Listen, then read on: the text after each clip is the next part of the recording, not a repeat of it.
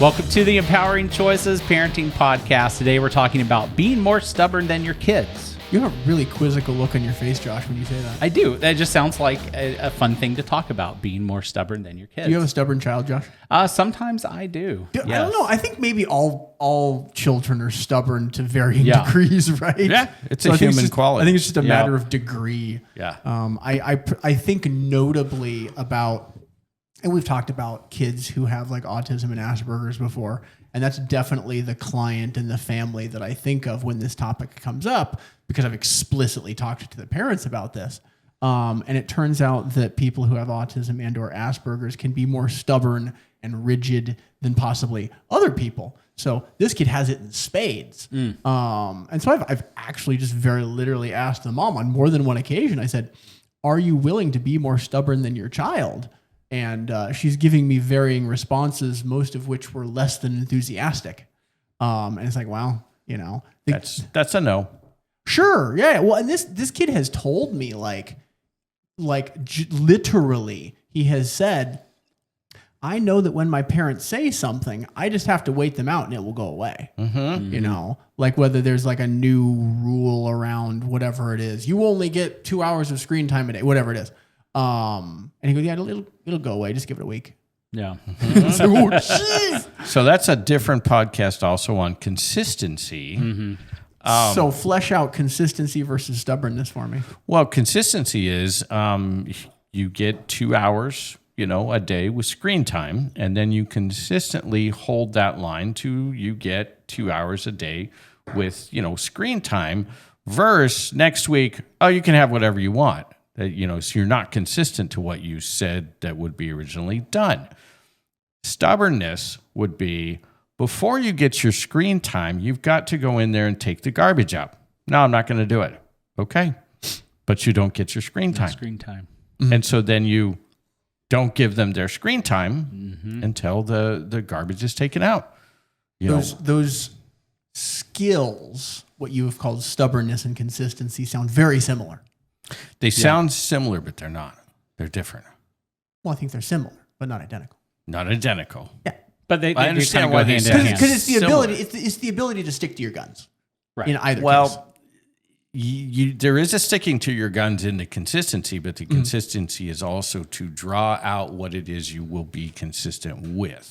So there's stubbornness is to sit down and I kind of see that's this, not happening. The stubbornness, like the consistency is, so for the thing we're struggling with in my household is still brushing your teeth. Okay, so we've got an almost 3-year-old brushing the teeth. It's a problem.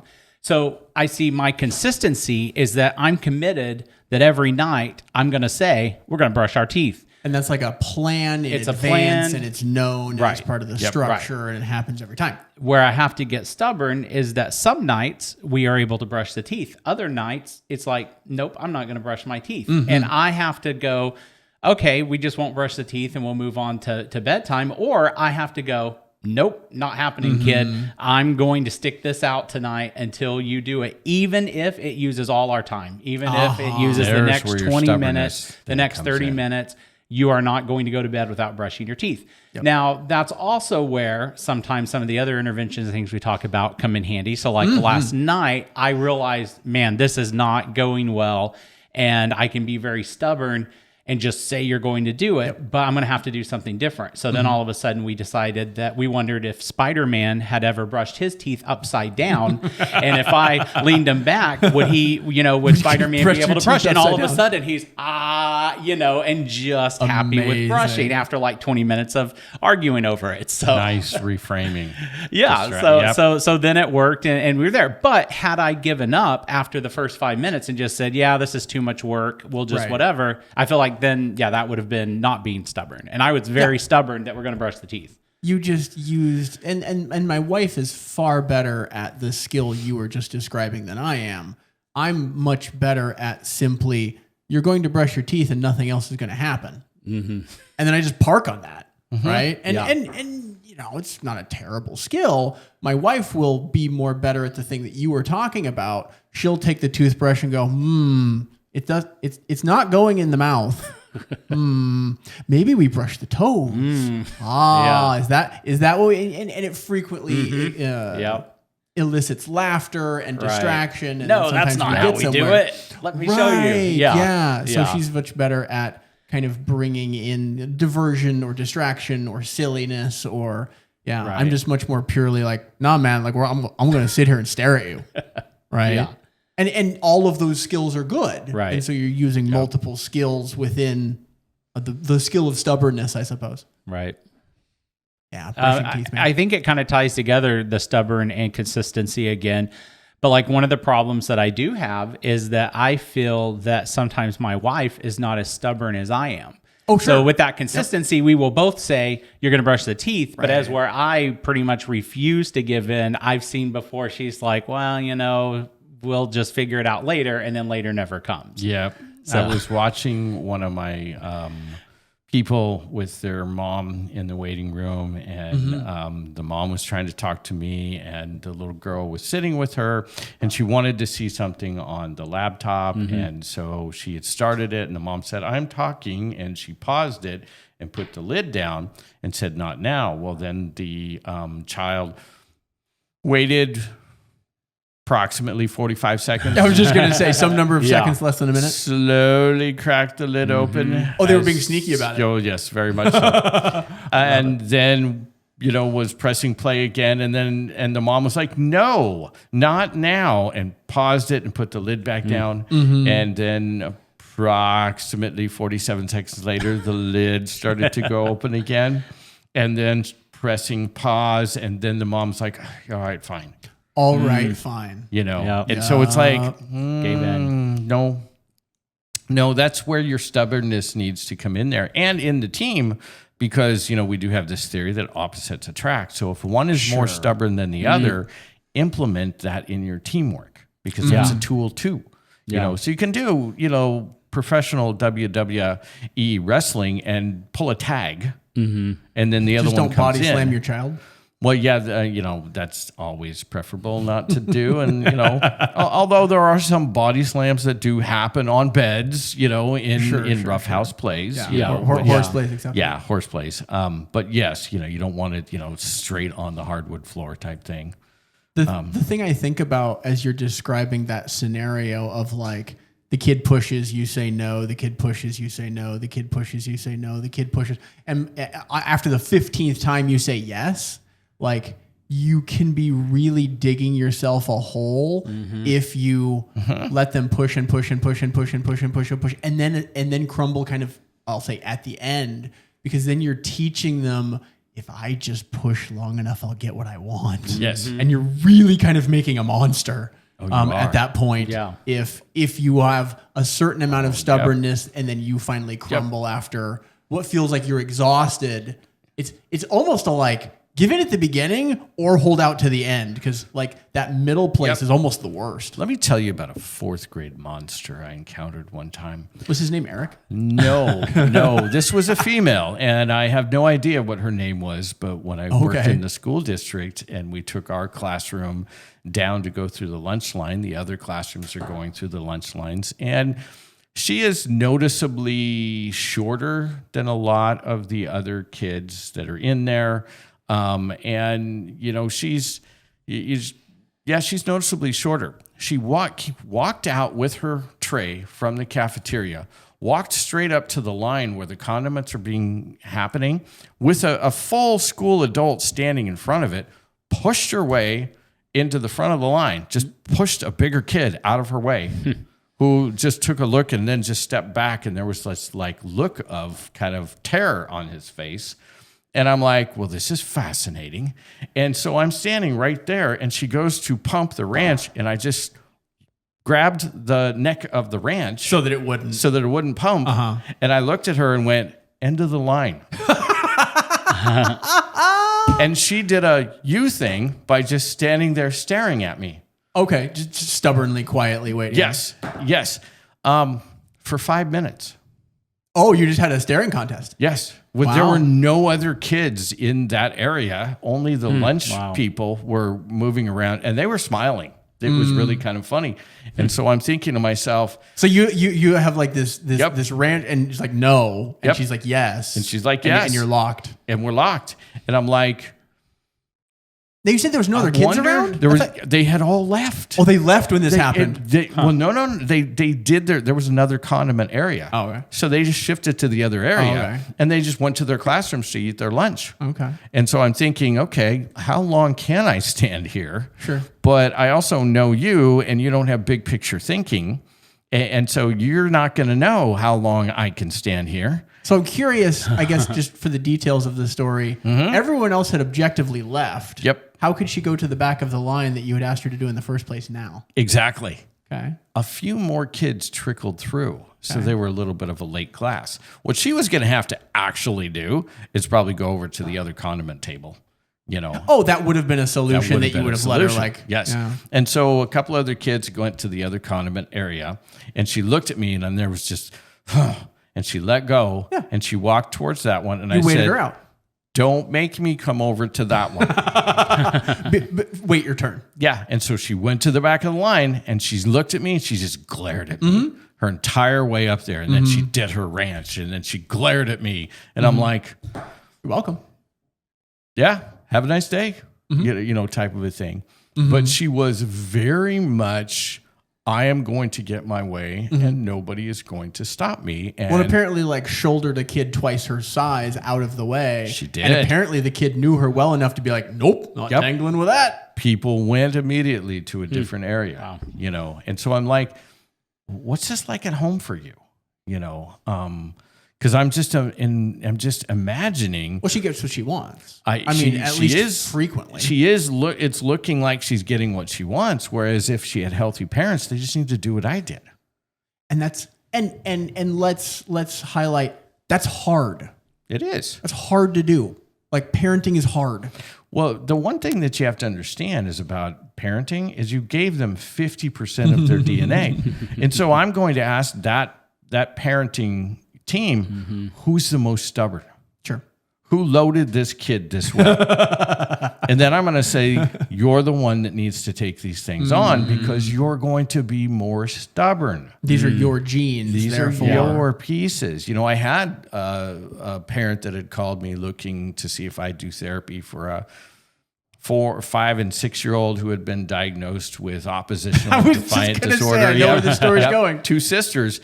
And as we're talking on the phone, I said, well, let me ask you this. Which of you or dad, is more willful? And there was this pause. We're both strong-willed. Oh, so they don't have a diagnosis. They have your genes. Yeah, so you double dosed the girls. And there was this pause. And now you're getting both barrels. Yep, she just started laughing.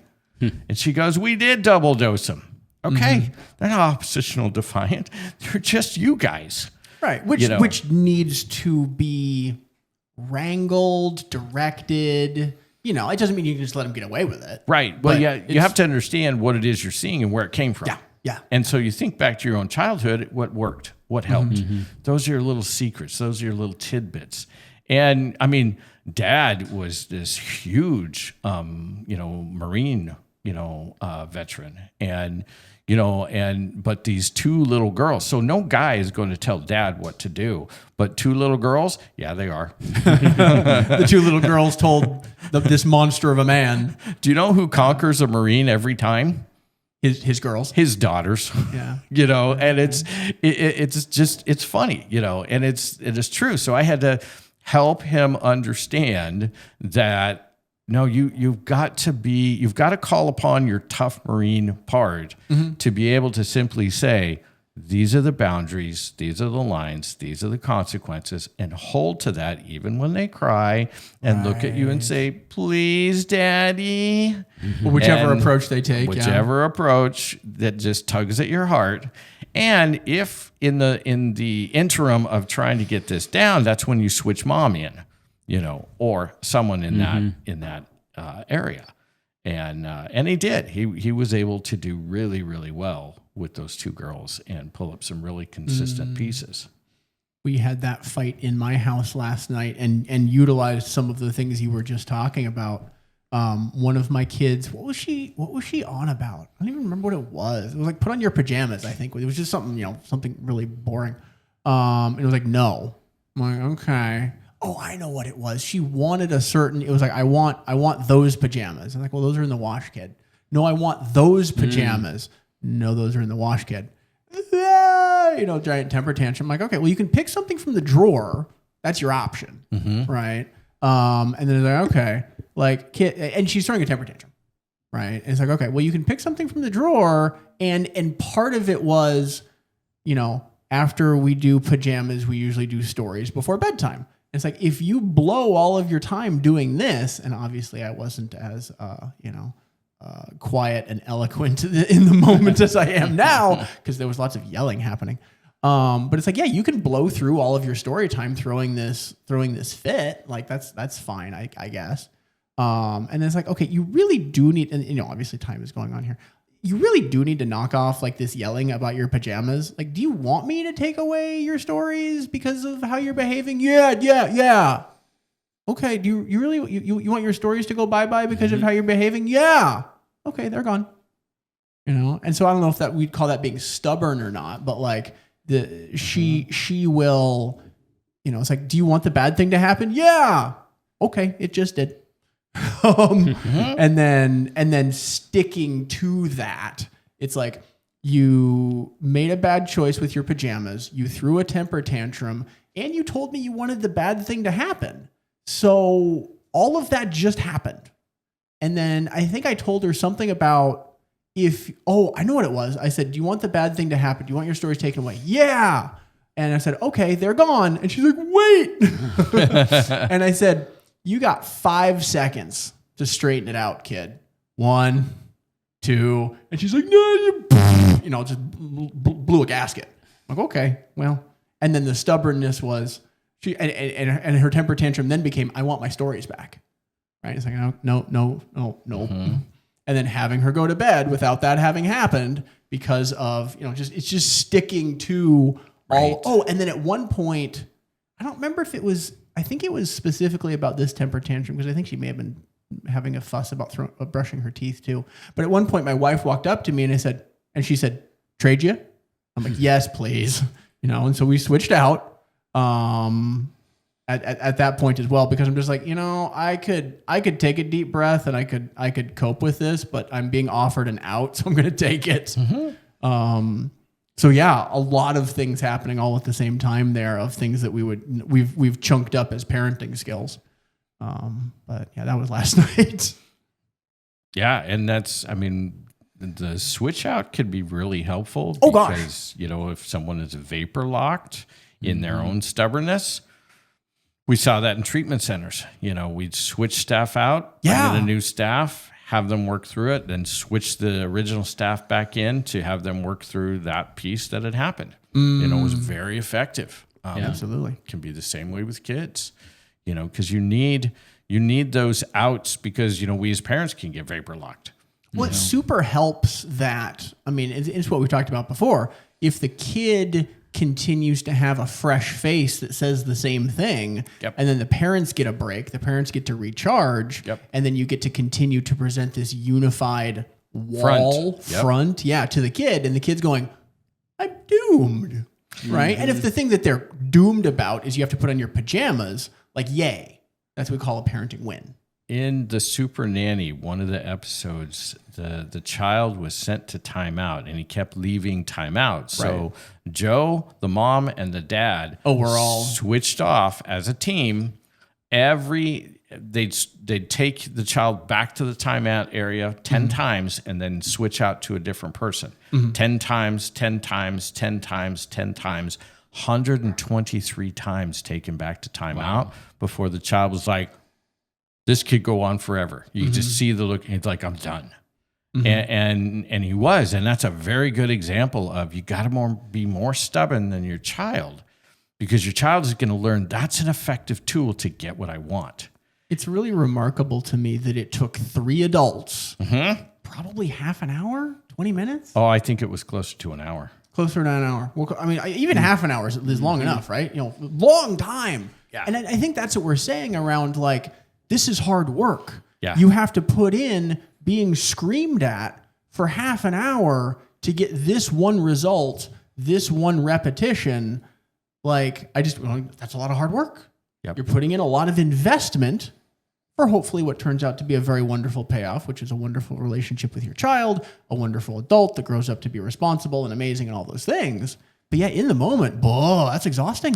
Fighting the battles one at a time, yeah, it can be really hard. The sooner you're fighting those, like what you're describing with your child there, the payoff is going to be when she's 11 and up, because she knows she has parents who mean what they say and say what they mean. Mm-hmm. And she already lost those battles a long time ago. Right. So what's the point as she gains more cognitive abilities? Why am I going to do that kind of a battle when I know I can never win? I've never won. Mm-hmm. So there's no benefit to it. And then the child will just go, yeah, I'm not going that direction. Right. We've done this before. Yeah. So let's go a different direction. So say that I am a parent who's listening to this and I realize, oh, wow, I haven't really been consistent. I haven't been stubborn. I just kind of let everything happen. Should I get super inspired and just all of a sudden 100% start holding to everything? Or do I pick certain things to start doing that? Or what's the best way to not whiplash my child, but start to go, oh, I need to be more like this. So what do I do that doesn't just make the child go, whoa, dad went nuts, right? Yeah. Or you're going to face an uphill battle if you will. have an 11-year-old that you're kind of, if you're thinking, I have an 11-year-old and I need to start now, well, you're a little bit behind the ball. And I'm not saying that in any kind of like judgmental way. It's just a reality of like, you're going to have some work to do. And you might get the 3-year-old temper tantrums out of an 11-year-old now. And then they're bigger and louder. But it is still a good investment. It's like what they say about retirement, right? You should invest for retirement early. Well, but if you're a little bit older, you should still invest for retirement. Right. It doesn't mean you like throw the baby out with the bathwater. Mm-hmm. Totally. And like I've had 11 and up where the parent brings them in and says, help. Exactly. And, and I've had the parents sitting there, going, nope, that's not going to happen. And then going, well, I guess this is going to happen. And me going, no, it's not. No, this will not happen. And here's how you make this not happen, and you work with the different sides of it. So you may need someone who's a professional to come in and support you and help you, be able to pick those pieces up and build that structure the way you want to. If you don't have that, child being younger, child being older, pick maybe easier battles, begin to gain that consistency and that stubbornness, which will also build your confidence. And then you will inevitably have those bigger battles, but you'll be more confident and you'll be more consistent to be able to have that under your belt. It's still going to be a tougher time. I've seen several kids that, they in high school, they wanted to go out to whatever this party was. They didn't do what they were supposed to do. And they ranted, they raved, they yelled, and they screamed enough that the parent made a deal. And I'm like, you were doing great. And the deal was already made. And so now to make a new the deal was, Mama said no. That was the deal. The deal was, you should have done the stuff. Do the stuff. We had the deal. Then you can go. Yeah. And they didn't do the stuff. And so then you don't go. The deal was already there. Yeah. Now they're just trying to put all the pressure on so that you'll give in and let them do it anyway. And then the new deal is they'll do the stuff on their terms. Half of them do. But the thing is, that's a bad precedent. I think that would be called a bad deal. It is. It's like paying someone before they do the work. Yeah. With human beings, that doesn't usually work well. And there are exceptions. Of course, there are exceptions. But my personal policy is I pay when the work is done, not before the work is started. Because if I pay before the work is started, it usually goes unstarted. Usually goes unstarted. Yeah. Right. I already got what I wanted. Why should I? Exactly. Yeah. Exactly. It's one of the reasons that they have problems with socialisms. You get the money anyway. You don't have to do the job. You just get the money, but you were supposed to do the job. So, with your kids, you said the plan was already made. So let's stick to it. Be stubborn about the plan. Be more stubborn than your kids. Yeah. There we go. Well, That that sounds like a works. good place to put a bookmark in this one.